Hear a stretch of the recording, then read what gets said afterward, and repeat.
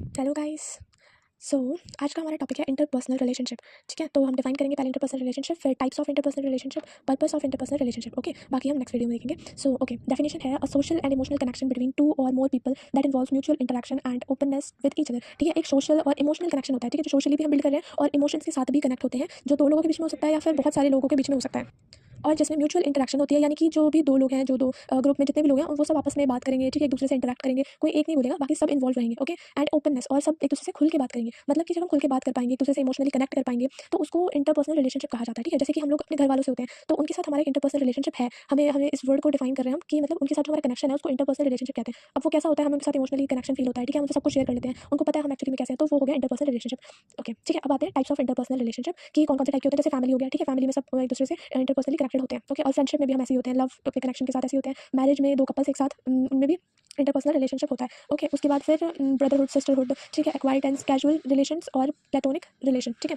Okay, उसके बाद हम आते हैं पर्पस ऑफ इंटरपर्सनल रिलेशनशिप। अब ये तो समझ आ गया कि किस किस टाइप के हो जाते हैं। ठीक है, इसमें से कॉमन कॉमन आप याद रखो। ओके, उसके बाद पर्पस ऑफ इंटरपर्सनल रिलेशनशिप की क्यों हम लोग इंटरपर्सनल रिलेशनशिप बना रहे हैं। ठीक है, क्या जरूरत है हमें किसी के साथ इतना कनेक्ट होने की कि हम उससे खुल के बात कर पाएं। तो ओके, तो इसका रीजन होता है टीम वर्क। जैसे हमें किसी के साथ अगर मिलकर काम करना है, कोई बड़ा काम है, ठीक है, जैसे कोई बहुत टाइम का प्रोजेक्ट है, हमें जैसे या तो हम लोग जैसे कि कहीं जॉब करते हैं, तो वहाँ पे जिन लोगों के साथ हम काम कर रहे हैं उनके साथ हमें इंटरपर्सनली कनेक्ट होना पड़ेगा। ठीक है, क्योंकि सिर्फ फॉर्मेलिटीज करके हम लोग नहीं रह सकते एक जगह पे बहुत लंबे समय तक। टीम वर्क एक साथ जब करना होगा तो हमें एक दूसरे को जानना जरूरी है। तो उसके लिए ठीक है, पेशेंट केयर के लिए नर्स और पेशेंट के बीच में रिलेशन होना जरूरी है कि वो एक दूसरे से क्लियरली बता पाए। ठीक है, पेशेंट बिना डरे बिना शर्माए अपनी सारी चीज़ों को नर्स को क्लियरली बता सके कि उसको क्या प्रॉब्लम है क्या नहीं। ओके, स्टूडेंट लर्निंग, टीचर और स्टूडेंट के बीच में बहुत जरूरी है। ठीक है, टीचर बच्चे को समझेगा तभी वो उसको अच्छे से पढ़ा पाएगा।